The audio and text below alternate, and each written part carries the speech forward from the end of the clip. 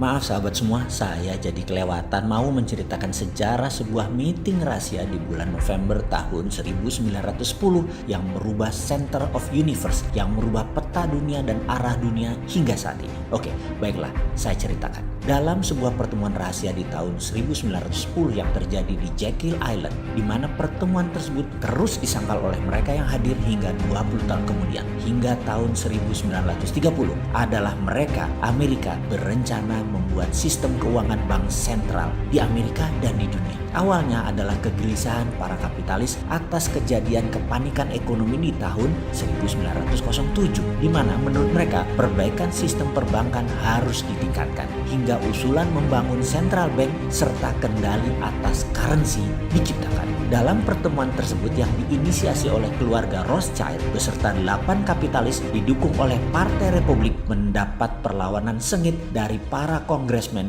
dari Partai Demokrat. Kala itu perjanjian yang mau dibuat adalah bahwa Federal Reserve milik swasta dan Partai Demokrat menentang keras pernyataan tersebut. Baik, kita lompat sebentar. Federal Reserve nantinya akan mempunyai beberapa sistem bank yang bisa mencetak uang. Sabar ya, sabar. Panjang hal itu kalau diceritakan. Secara singkat, kembali ke Jekyll Island. Pertemuan tersebut secara teknis ternyata tidak menghasilkan apa-apa, hanya pertentangan. Lalu, entah kebetulan atau tidak, 80% anggota Kongres Partai Demokrat yang menentang sistem swasta Federal Reserve tersebut dan dolarisasi ikut tenggelam di kapal Titanic. Dan kita semua tahu siapa pemodal Titanic. Iya betul, Rothschild. Setelah terjadi kevakuman di Kongres karena korban di kapal Titanic tersebut, Partai Demokrat yang paling menderita dan resolusi sistem Federal Reserve tetap didorong dalam rapat Kongres dan akhirnya ditandatangani secara quorum sesuai dengan pertemuan rahasia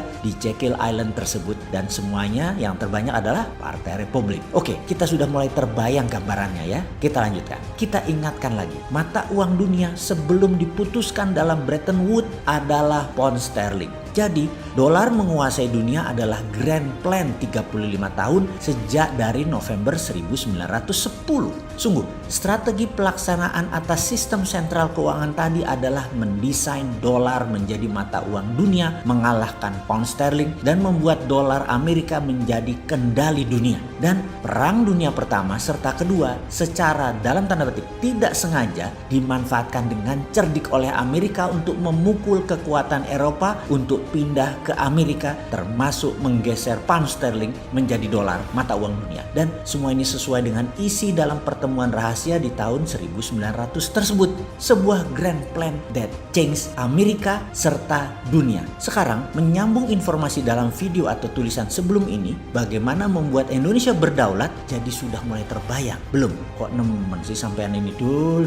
Wis, cetongono kok masih nggak ngerti juga. Apa segitu nggak fahamnya atas apa yang harus dilakukan oleh Indonesia tanpa asing gitu ya? Atau doktrin apa yang ada di benak kalian para pejabat pengagung asing-asing ini ya? Gregetan deh gue. Jadi gini deh, saya bantu. Ini kalau saya punya kekuatan dan jaringan loh ya. Yang jelas saya ini orang terhina dan banyak yang membazeri setiap informasi yang diberikan selalu dianggap sampah dan dimatikan. Tapi nggak peduli saya. Kita harus lanjut. Begini caranya, kita urai. Kita menengok Yogyakarta sebentar. Yogyakarta itu daerah istimewa di mana ada Sultan Ground, sebuah wilayah yang memang tidak pernah diserahkan ke Republik Indonesia. Tanah Sultan Ground tadi kita lakukan JOR atau JORC, diaudit, dihitung berapa nilainya secara konten atau isi dari kandungan tanah-tanah Sultan Ground tadi. Berapa palladiumnya, berapa titaniumnya, berapa litiumnya, berapa aurumnya atau emasnya, AG, PT, platinum, dan banyak lagi. Lalu diterbitkan sebuah nilai asli dari nilainya aset atas nama Ngayogyakarta Hadiningrat. Angka tersebut bisa dalam rupiah, bisa dalam dolar. Monggo diatur dewe. Lalu surat berharga tadi, SWF Sovereign Wealth Fund Jogja tadi,